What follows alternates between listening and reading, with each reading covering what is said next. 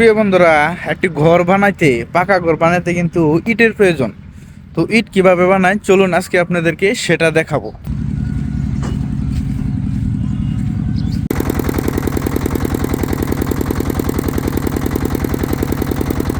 প্রথমে বিভিন্ন জায়গা থেকে সংগ্রহ করা মাটিগুলো এই জায়গাতে এনে এই মেশিনটার মাধ্যমে পানি দিয়ে ভিজিয়ে এরকম মাটির দলা বানানো হয়। তারপর এরকম লম্বা জায়গায় কয়েকজন শ্রমিক মিলে ইট বানায়।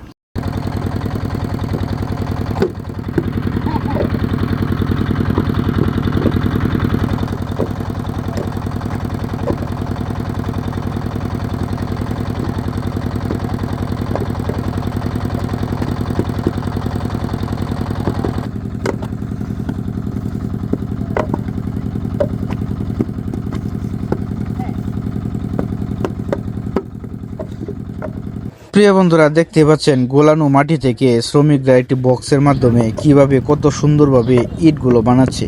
ইটগুলো বানানোর পরে কিন্তু এভাবে সারিবদ্ধভাবে রাখা হয় রোদে শুকানোর জন্য। আপনারা ভিডিওটিতে দেখতে পাচ্ছেন কয়েকজন নারী শ্রমিক সেই শুকানো ইটগুলো এভাবে স্তরে স্তরে সাজিয়ে রাখছে পরবর্তী ধাপে নেওয়ার জন্য, মানে পোড়ানোর জন্য।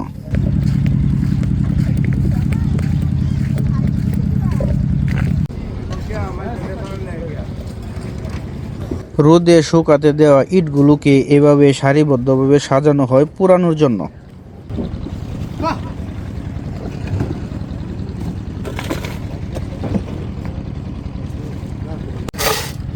এদিকে ভাই ইট পোড়ানো শেষ হয়েছে না?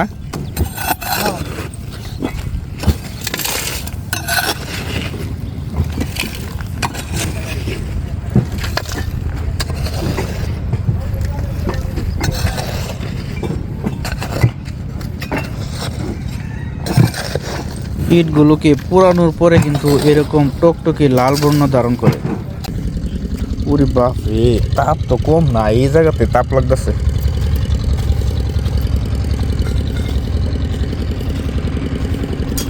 সব না যে তাপ।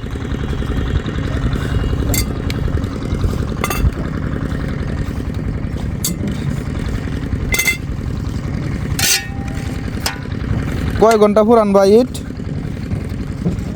24 ঘন্টায় নাকি?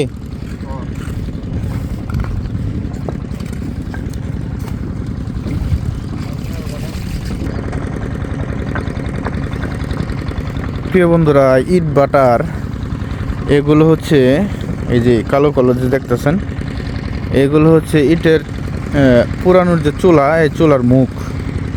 তো এখানে কিন্তু প্রচুর তাপ। তো আমি আসলে মানে চুলার মুখের এই পাশে দাঁড়িয়ে রয়েছি, অনেক গরম লাগতেছে। আসলে শ্রমিকদের কত কষ্ট, তারা কি পরিমাণ পরিশ্রম করে একটা ইট তৈরি করার পরে মানে ফিনিশিং হওয়ার আগ পর্যন্তই কত যে পরিশ্রম, এটা আসলেও যারা করে একমাত্র তারাই বুঝে। প্রিয় বন্ধুরা, এতক্ষণ যে ইট খোলার ভিডিওগুলো দেখলেন, এটা হচ্ছে সুরমা ব্রিক্সের একটি খোলা। তো এই খোলাটা হচ্ছে আমাদের ফুলপুর রোডেই। তো আমি আজকে সকালবেলা ভিডিও করলাম, যার জন্য হয়তো রোদের একটু ছোঁয়া আপনারা পাইবেন ভিডিওর মধ্যে। তো এতক্ষণ সাথে থাকার জন্য অসংখ্য ধন্যবাদ। ভালো থাকবেন, সুস্থ থাকবেন। দেখা হবে পরবর্তীতে আরও কোনো ভিডিও নিয়ে।